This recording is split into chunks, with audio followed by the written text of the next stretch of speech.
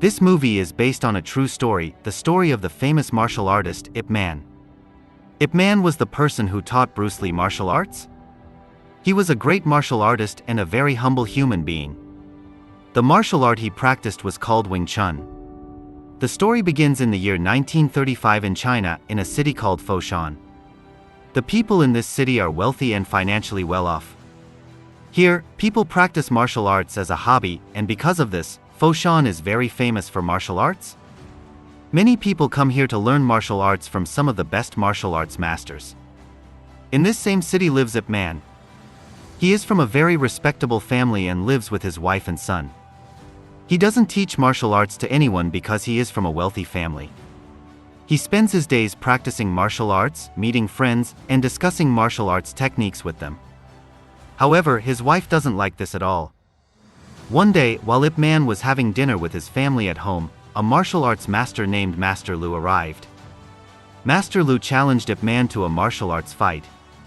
Ip Man accepts the challenge. The two of them began fighting inside a closed room. Meanwhile, outside, a young boy's kite gets stuck in a tree. When he peeks inside the room, he sees Ip Man and Master Lu fighting. In the end, Ip Man defeats Master Lu. After the fight, Master Lu requests Ip Man not to tell anyone about his defeat, as it'll ruin his reputation as a martial arts teacher. Ip Man, being a gentleman, assures him that he'll not tell anyone. Master Lu then leaves.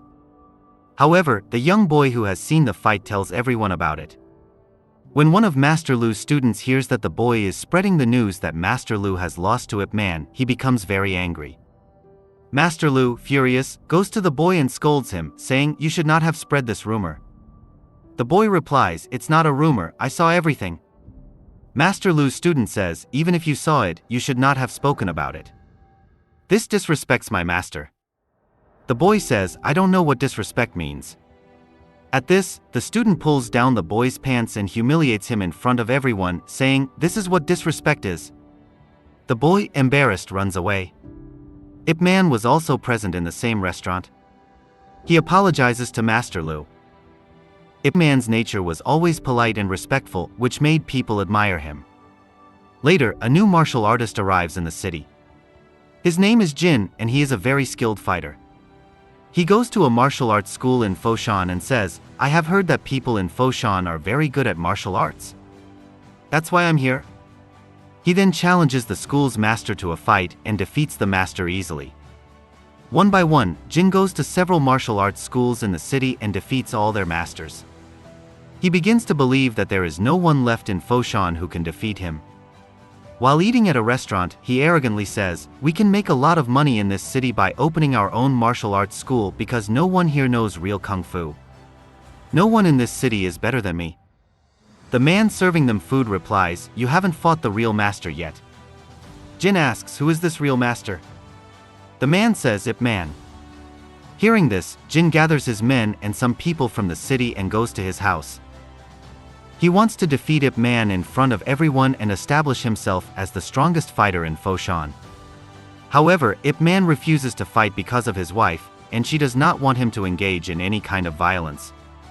However, when Jin insults and disrespects Ip Man, his wife says, "Our family's dignity should not be broken." After this, Ip Man accepts the challenge, and the fight between him and Jin begins. Although Jin is very strong and skilled in martial arts, Ip Man has been practicing daily and is far superior.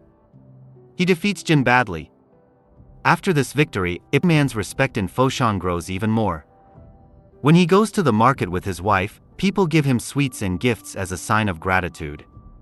The reason is that he defeated Jin, an outsider who had challenged and humiliated all the martial arts masters in Foshan. Ip Man's life is going well, he has money, family, respect, and prestige. But time does not stay the same forever. On July 7, 1937, war breaks out between Japan and China. During this war, China's economy collapses completely. People suffer from poverty and unemployment. A year later, in October 1938, the Japanese army captures Foshan. They kill people, burn factories, and spread destruction everywhere. Foshan, once a prosperous city with 300,000 people and thriving businesses, is now reduced to a population of just 70,000. Only a few factories remain, and the entire city is under Japanese control. The Japanese even take over Ip Man's house because it is very luxurious, turning it into their office. Ip Man, who once lived a grand life, is now forced to take up small jobs to survive. He has a friend who runs a factory, someone Ip Man had helped financially in the past. This friend offers him a partnership, but Ip Man refuses because he is too proud to accept charity. Instead, Ip Man starts working at a coal mine, where most of the laborers are former martial artists or people connected to martial arts in some way. One day, some Japanese soldiers arrive with a Chinese officer who now works for them. The officer tells the workers that the Japanese respect Chinese kung fu and are looking for skilled fighters to compete against them. The winner will be rewarded with a bag of rice. Ip Man does not want to participate, but a young man named Lin, who works with him, volunteers. Ip Man tries to stop him, but Lin insists and goes to fight, saying, "The Japanese have stolen our food, and now I must take it back." Many other workers, desperate for food, also join. At the fight location, a Japanese general, who is also a skilled martial artist, boasts, "I will fight 3 of you alone to show you what Japanese martial arts are. Even if all 3 lose, you will still get rice." The general then fights 3 Chinese fighters, including Lin.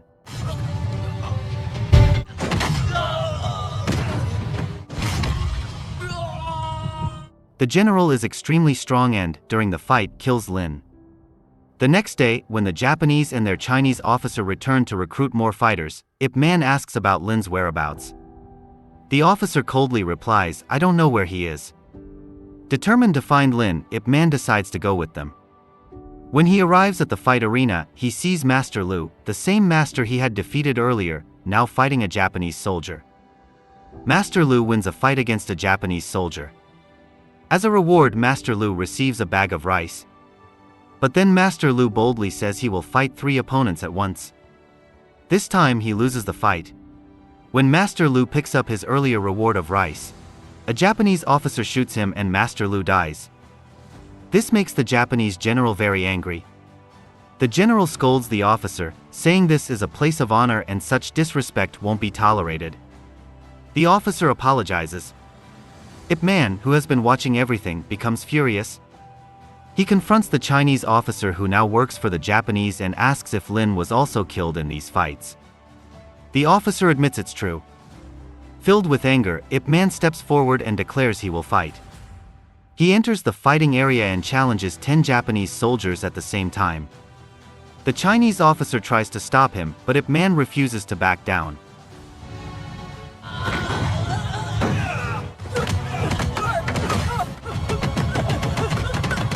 Using his incredible Wing Chun skills, Ip Man easily defeats all 10 soldiers. The impressed general throws 10 bags of rice at him as a reward, but Ip Man coldly says he didn't come for rice. The general asks if he will return and demands to know his name. Ip Man stays silent, but the Chinese officer, afraid of the general's anger, reveals his identity. After leaving, the Chinese officer warns Ip Man not to return to the coal mine because the general won't spare him. Ip Man slaps the officer and accuses him of betraying his own people. The officer defends himself by saying he's just trying to survive. Ip Man responds that he survives on the blood of his countrymen. Meanwhile, Jin, the arrogant fighter Ip Man defeated earlier, returns to town. He goes to the factory owned by a close friend of Ip Man, the same man who once offered Ip Man a partnership. Jin demands money, but the man says he has none. Jin brutally beats him. His grandson runs to Ip Man for help, saying Jin will kill his grandfather if Ip Man doesn't come quickly. By the time Ip Man arrives, Jin has left but threatens to return for his money. Ip Man's beaten friend says he wishes he had learned martial arts like him. He begs Ip Man to teach him and his workers self-defense. Although Ip Man has never taught anyone before, he agrees, not for fame, but to protect his people. For the first time he begins teaching Wing Chun. On the other hand, the Japanese general becomes obsessed with fighting Ip Man again and orders his men to find him. The Chinese officer warns Ip Man that the general wants a rematch, but Ip Man refuses. Then, 3 Japanese soldiers insult his wife, making him so angry that he beats them unconscious. Realizing the danger, the officer tells Ip Man he must leave immediately because the Japanese won't let him live. Ip Man gathers his family and tells them they must leave Foshan and go to Hong Kong. His loyal wife says she will follow him wherever he goes. The story shows how Ip Man, who once lived comfortably, now must protect his family and values while facing great challenges during the Japanese occupation. Ip Man tells his wife that he has some friends in Hong Kong where they are planning to go. Meanwhile, at the factory where Ip Man has been teaching martial arts to the workers, Jin returns with his gang. But this time, all the factory workers stand strong against them and fight back. When Ip Man arrives, he brutally defeats Jin and warns him never to even look at the factory again. Angered by this humiliation, Jin goes to the Japanese general and tells him about the cotton factory and its connection with Ip Man. The general immediately orders his men to bring Ip Man to him at any cost. Ip Man learns that the general is coming to the factory, but still goes there himself, knowing that if he doesn't, the Japanese will kill all the workers. When Ip Man arrives, the general confronts him.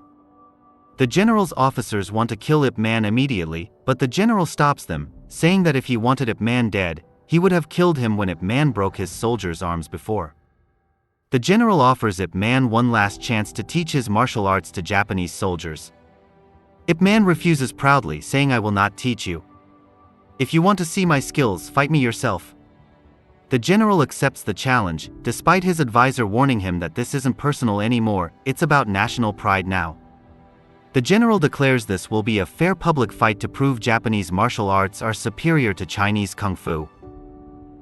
As news spreads, the entire town gathers to watch this historic match. Meanwhile, Ip Man had sent his wife and child ahead to Hong Kong with a friend, but his wife changes her mind. She says, "I never supported his fights before, but I have to be there for this important fight." Before the fight begins, a Japanese officer threatens Ip Man, "If you win this fight, I will shoot you dead because this is about Japan's honor." The epic battle between Japanese martial arts versus Chinese kung fu begins. Though the general is highly skilled, Ip Man is faster and stronger.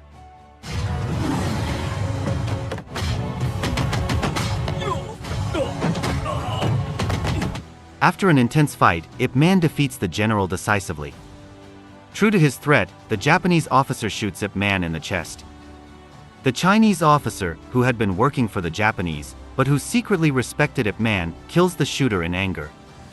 Seeing their hero shot, all the Chinese spectators riot against the Japanese soldiers and carry Ip Man to safety. Despite his injury, Ip Man survives and leaves with his family for Hong Kong. The movie ends with text explaining that on August 15, 1945, Japan surrendered unconditionally, freeing China from occupation.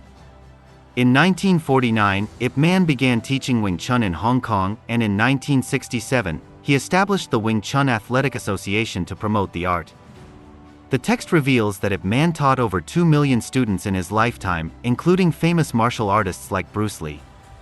The movie, based on true events, was released in 2008 and became very successful. This concludes the inspiring true story of Grandmaster Ip Man, the Master of Masters.